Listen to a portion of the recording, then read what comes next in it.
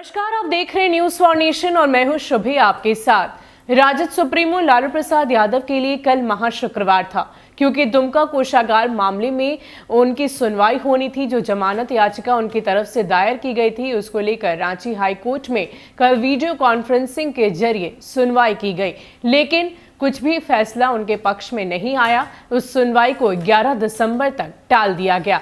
आपको बता दें कि उनके जो अधिवक्ता हैं कपिल सिब्बल ने कई सारी दलीलें दी, साथ ही साथ ये कहा कि उनकी जो सजा है वो पूरी हो चुकी है, इसलिए उनको इस बेसिस पे रिहा कर देना चाहिए। लेकिन इन सब के बीच अगर हम बात करें हाईकोर्ट की तरफ से क्या कहा गया, तो उन्होंने ये कहा कि उनकी जो सजा है वो 14 साल की है, और उसके हिसाब से अगर देखा जाए तो 14 साल में अभी सिर्फ और सिर्फ 3.5 साल ही पूरे हुए हैं।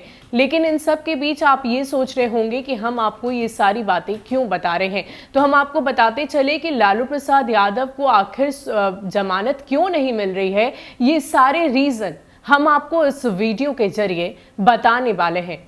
सबसे पहले हम आपको बताएंगे कि कोर्ट में क्या कुछ बातें हुई हैं। अगर हम सीबीआई की बात करें तो जो कपिल सिब्बल के खिलाफ जो अधिवक्ता थे, उन्होंने ये कहा कि हमारे हिसाब से जीरो कस्टडी है, उनके हिसाब से 42 महीना 28 दिन पूरा हो गया है। दूसरे केस को भी काउंट कर दिया।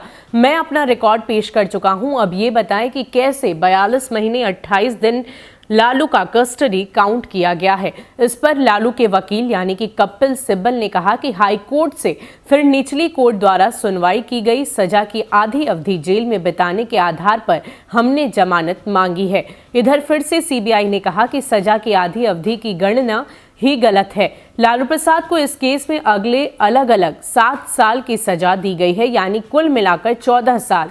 निचली कोर्ट के अभिलेख पर उपलब्ध ऑर्डर शीट से स्पष्ट होता है कि लालू ट्रायल के दौरान न्यायिक हिरासत में लिए नहीं थे। वह इस मामले में मात्र 34 माह से जेल में है। सीबीआई के वकील ने कोर्ट को बताया कि चारा घोटाले में लालू के अलावा एक अन्य आरोपी ओपी दिवाकर के खिलाफ सजा के तौर पर 7 साल और 7 साल दोनों अलग अलग सजा काटने का निर्णय दिया गया है। सजा की आधी अवधि जेल में बिताने के आधार पर आरोपी ओपी दिवाकर की जमानत याचिका हाईकोर्ट पूर्व में ही खारिज कर चुकी है। नियमानुसार लालू प्रसाद को इस मामले में 14 साल की आधी अवधि यानी 7 साल जेल में बिताने के बाद ही जमानत याचिका पर विचार किया जा सकता है। इसके साथ ही हम आपको बता दें कि जेल मैनुअल उल्लंघन मामले पर भी हाईकोर्ट में सुनवाई हुई। जेल प्रशासन और रिम्स की ओर से जवाब पेश किया गया। कोर्ट ने महाधिवक्ता से कहा कि वो स्वयं या किसी समक्ष अधिवक्ता को मामले की सुनवाई के दौरान उपस्थित रहें। अगली सुनवाई 4 दिसंबर को होगी। उल्लेखनीय है कि सीबीआई की ओर से जेल मैनुअल उल्लंघन की बात कही गई थी।